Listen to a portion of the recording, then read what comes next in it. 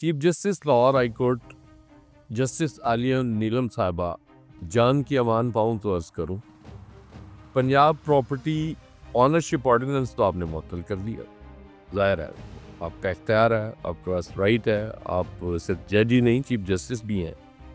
लेकिन आपने ये नहीं बताया कि वो केसेस जो दादा के दौर में फ़ाइल हुए थे, वो दीवानी मुकदमात जो पोते तक जाते हैं और वो भुगत रहे होते हैं और वो मुसलसल इसी वो अदालती कार्रवाई का शिकार हो रहे होते हैं कि जी हमारी मिल्कियत थी और वो किसी और ने कब्ज़ा कर लिया और वो कब्ज़ा नहीं छुड़ा पाते बेचारे। ठीक है, आपका इख्तियार है, आप बिल्कुल ठीक कह रही हैं कि हुकूमत ने किस तरह से ये ऑर्डिनेंस जारी कर दिया और अगर हुकूमत का बस चलता तो शायद वो आइन भी मुअत्तल कर देती। आपके ख़्याल में आइन इस मुल्क में है तो बड़ी अच्छी बात है, वो मुअत्तल नहीं है। और जो आपका सबसे दिलचस्प रिमार्क्स मुझे लगे कि अगर ये ऑर्डिनेंस रहा तो आधे घंटे में जाती उमरा पे भी कब्ज़ा हो जाएगा। जाती उमरा पे कब्ज़ा अगर हो जाए तो आम आदमी को उससे फ़र्क नहीं पड़ेगा चीफ जस्टिस साहबा। तो ठीक है, वो बड़े लोग हैं, वो उसको ख़ुद रोक सकते हैं, लेकिन एक आम आदमी की प्रॉपर्टी पे जब कब्ज़ा हो जाता है, कुछ छोटे से प्लॉट पे कब्ज़ा हो जाता है, जब वो सारी ज़िंदगी की जमा पूंजी लगा के एक प्लॉट बनाता है और उसे पता चलता है कि अब मेरे घर बनाने का वक्त आया था और उस पर किसी ने कब्ज़ा कर लिया, तो वो उसका मुदावा कहीं नहीं होता। आप ठीक कह रही हैं कि जब सिविल कोर्ट में हो तो फिर रेवेन्यू ऑफिसर कब्ज़ा कैसे दिला सकता है, बिल्कुल ठीक है। लेकिन मसला वही है कि अगर ये मुकदमात दायर होना बंद हो गए तो ज़ाहिर है फिर इतने ना जजों की ज़रूरत रहेगी दीवानी मुकदमात सुनने वाले, ना वकीलों की प्रैक्टिस चल सकेगी। ये नुकसान तो है, इससे तो हम इनकार नहीं कर सकते, इसलिए तो हमें मानना पड़ेगा। लेकिन मसला वही है कि ये हल नहीं है कि आपने मुअत्तल कर दिया, ठीक है, और मुअत्तल हो गया, उसके बाद ज़ाहिर है कब्ज़े भी वापस हो जाएंगे। और बेहतर ये है कि वो आपने इंडिया तो दिया है कि फुल कोर्ट आप उस पर शायद बनाएं।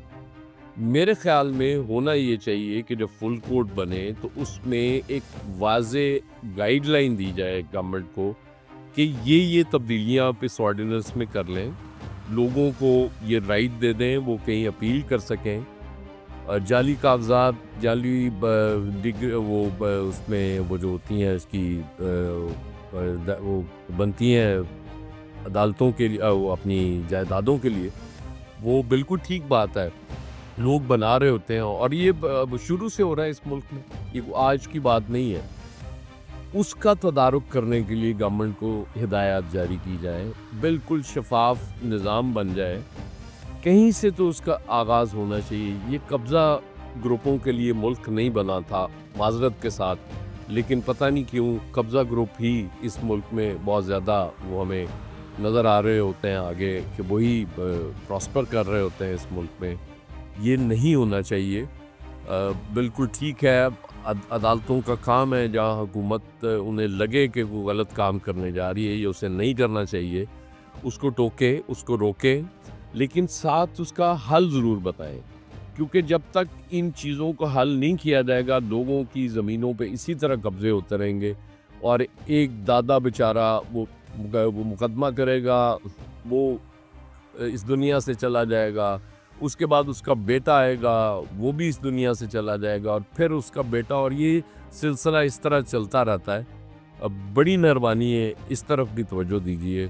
बहरहाल आप मुझे उम्मीद है कि उन लोगों का भी ख्याल करेंगी अपना, जब ज़ाहिर है नेक्स्ट जो भी बेंच बनेगा और उसके बाद फ़ैसला होगा, जिनकी ज़मीनों पे कब्ज़ा हुआ है नाजायज़, जो बेचारे कुछ नहीं कर सकते, उनके पास ना इख्तियार है, ना दौलत है, वो किसी को रोक नहीं सकते अपनी ज़मीनों पे कब्ज़ों से, तो स्पेशली ओवरसीज़ का ये बहुत बड़ा मसला है।